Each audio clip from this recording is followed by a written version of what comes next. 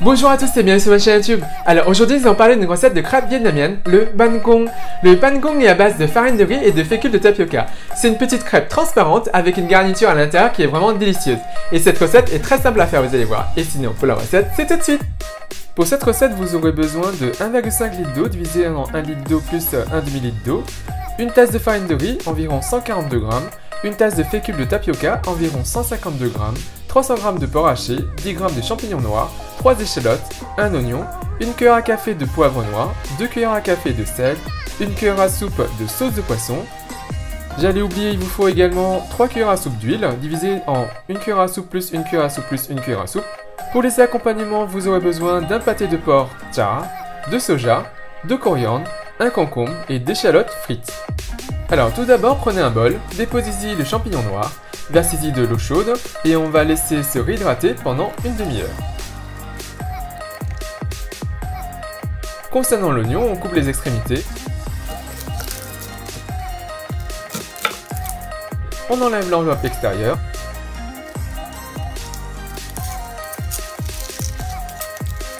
Et on va détailler notre oignon en dés. Vous pouvez tout à fait hacher grossièrement, mais en petits morceaux.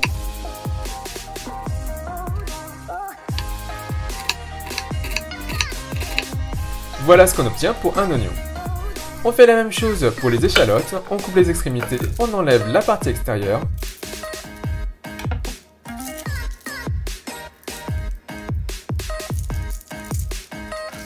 On coupe en deux.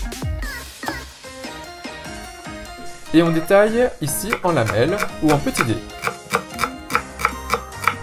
Et voilà le résultat pour 3 échalotes. Alors maintenant on reprend notre champignon noir. Il s'est bien réhydraté, la texture est souple. On va déverser l'eau du bol, on récupère nos champignons noirs et on va les hacher finement.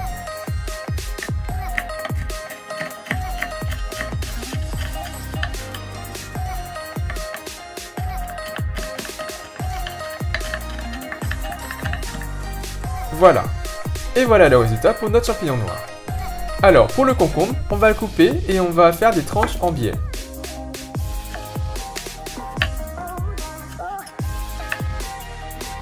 Puis on va détailler en allumettes.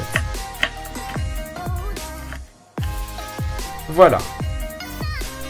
Pour le pâté de porc, le char, j'utilise la version sans couenne car vous pouvez en acheter avec de la couenne ou sans couenne. On va s'en servir en accompagnement. Donc, voilà comment ça se présente à l'intérieur.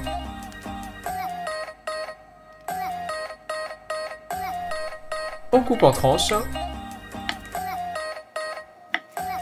Puis on recoupe en deux. Voilà. Concernant la coriandre, après l'avoir rincée, on coupe la base qu'on ne va pas garder et on va lâcher grossièrement. Ça va apporter beaucoup de fraîcheur. Voilà. Maintenant, pour la pâte à crêpes, prenez un saladier et versez-y la farine de riz, la fécule de tapioca. On y verse de l'eau. L'eau est à température ambiante. Et on mélange bien pour qu'il n'y ait pas de dépôt dans le fond. On va laisser reposer pendant 30 minutes. Pendant ce temps, prenez une casserole et faites chauffer 500 ml d'eau. On va blanchir le porc haché. On y dépose le porc. On sépare les morceaux et on va laisser bouillir ou bien chauffer rapidement pendant 5 minutes. On peut écumer à ce moment-là. Maintenant, prenez une passoire et défaisez-y le porc haché blanchi. Si vous constatez de gros morceaux, vous pouvez tout à fait les émietter à l'aide d'une spatule.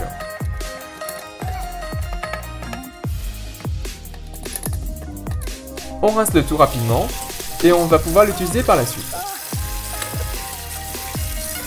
Si vous avez écumé avant, vous aurez à moins rincer à cette étape. Maintenant, passons à la cuisson de la farce. Faites chauffer une cuillère à soupe d'huile dans une poêle. On y dépose l'oignon, l'échalote, le champignon noir et on va faire revenir le tout.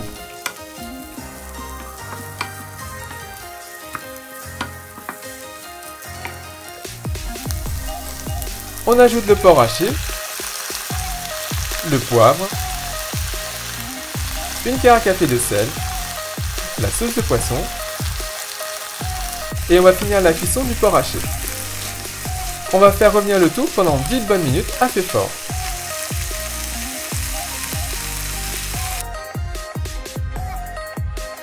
Lorsque c'est fait et que le porc est cuit, on coupe le feu et on laisse refroidir la farce. Maintenant, on récupère notre mélange farine de riz et fécule de tapioca. Le mélange a décanté. La partie supérieure est liquide et trouble, la partie inférieure est plutôt solide. On va déverser le liquide dans un verre doseur. Et en fait, on va remplacer ce liquide par la même quantité d'eau propre et claire.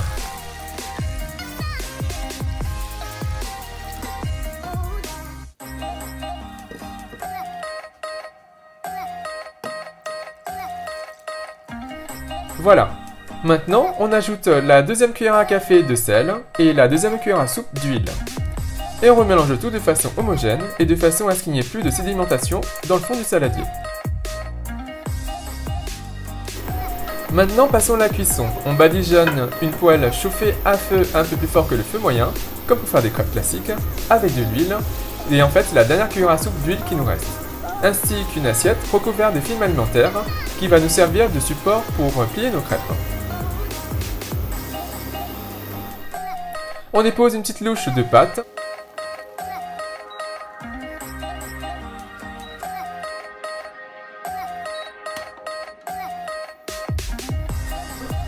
On recouvre et on va laisser cuire pendant 1 minute. Au bout d'1 minute, on découvre. La pâte est cuite et les bords ont séché. Et on va pouvoir déverser la crêpe sur l'assiette en retournant la poêle dessus. Et maintenant, on peut remettre une louche de pâte à cuire.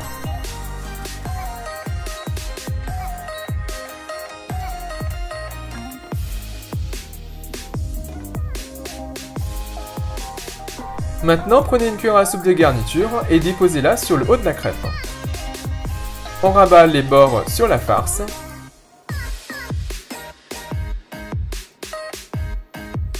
On rabat le dessus et on enroule vers le bas.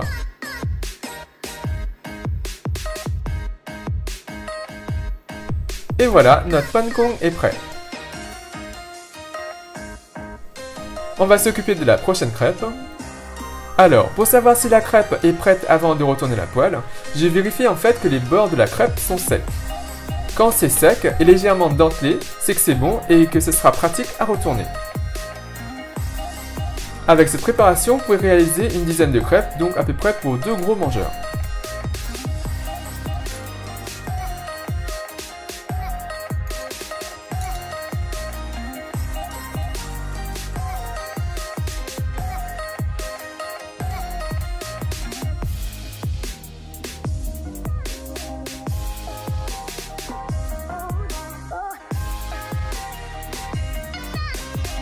Pour déguster le pancong, on y ajoute le pâté de porc en tranches, le concombre, le soja que j'aurais préalablement ébouillanté. On y dépose la coriandre. Vous pouvez ajouter bien sûr de la menthe et du basilic thaï. On n'oublie surtout pas l'échalote frite, c'est indispensable. Un peu de piment pour ceux qui aiment l'épicé.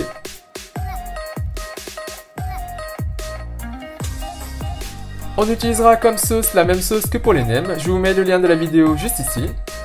Et il ne me reste plus qu'à vous souhaiter une bonne dégustation.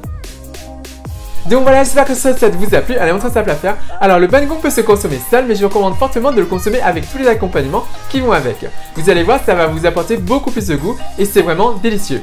Et sinon, concernant la sauce, il s'agit de la même sauce que pour les nems. Ne mettez surtout pas de la sauce de soja. Et bien sûr, si vous réalisez cette recette, n'hésitez pas à me laisser un commentaire juste en dessous à me dire ce que vous avez pensé. Et sinon, comme d'habitude, si vous avez apprécié cette recette, si vous avez apprécié cette vidéo, n'hésitez pas à faire un big thumbs up, à liker la vidéo, à la partager autour de vous, à vous abonner à ma chaîne YouTube, à me suivre sur les comptes Twitter, Instagram et Facebook. Et moi je vous dis à très bientôt. Bye!